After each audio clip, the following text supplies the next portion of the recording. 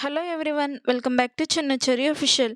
ఈరోజు అయితే మరొక ఐస్ క్రీమ్ రెసిపీతో అయితే వచ్చేసానండి. అదే ఇంట్లో చిన్నపిల్లలు ఎక్కువ అడుగుతూ ఉంటారు కదండి, మీరు కూడా ఒకసారి అయితే ట్రై చేయండి.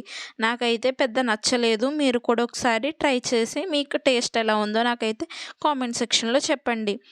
డైరీ మిల్క్ అండ్ మిల్క్తో అయితే చాలా సింపుల్ అండ్ టేస్టీగా ఉంటుంది కాబట్టి చేశానండి. నాకైతే పెద్ద యావరేజ్గా అనిపించింది, కానీ పర్లేదు. మీరు కూడా ఒకసారి అయితే ట్రై చేయండి. ఫస్ట్ అయితే ఒక గ్లాస్ మిల్క్ తీసుకుని అలానే ఒక 3 డైరీ మిల్క్స్ అయితే తీసుకోవాలి. అది గ్రైండ్ చేసిన తర్వాత అయితే ఒక చిన్న చిన్న గ్లాసెస్లోకి అయితే ఇలా అయితే వేసుకోండి. ఇలా వేసుకున్న తర్వాత ఐస్ క్రీమ్ స్టిక్స్ ఉంటాయి కదండి, అవి అయితే దీంట్లో అయితే పెట్టుకోవాలి. ఇలా పెట్టుకున్న తర్వాత ఓవర్ నైట్ అయితే డీప్ ఫ్రిడ్జ్లో ఉంచాలండి.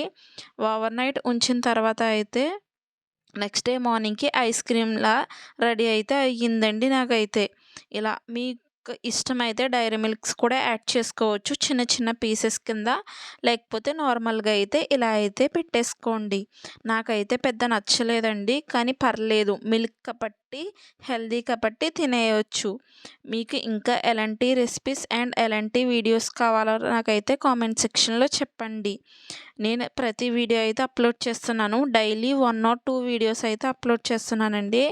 అవి గిని మీరు ఇంకా చూడకపోతే గిని వెంటనే వెళ్ళి చూసేయండి. అలానే సబ్స్క్రైబ్ చేసుకోవడం మాత్రం మర్చిపోకండి. ఇలా డీప్ ఫ్రిడ్జ్లో పెట్టిన తర్వాత అయితే నెక్స్ట్ ఓవర్ నైట్ అయితే అయ్యిందండి. నెక్స్ట్ డే మార్నింగ్ అయితే ఇలా తీసి చూస్తే ఇలా అయితే అయ్యింది. నాకైతే బాగానే అయ్యాయండి. మీరు కూడా ఒకసారి అయితే ట్రై చేయండి. నేను ఎక్కువసేపు బయట ఉంచేసాను కాబట్టి ఇలా అయితే కరిగిపోయాయి. అంతేనండి. సబ్స్క్రైబ్ చేయడం మాత్రం మర్చిపోకండి.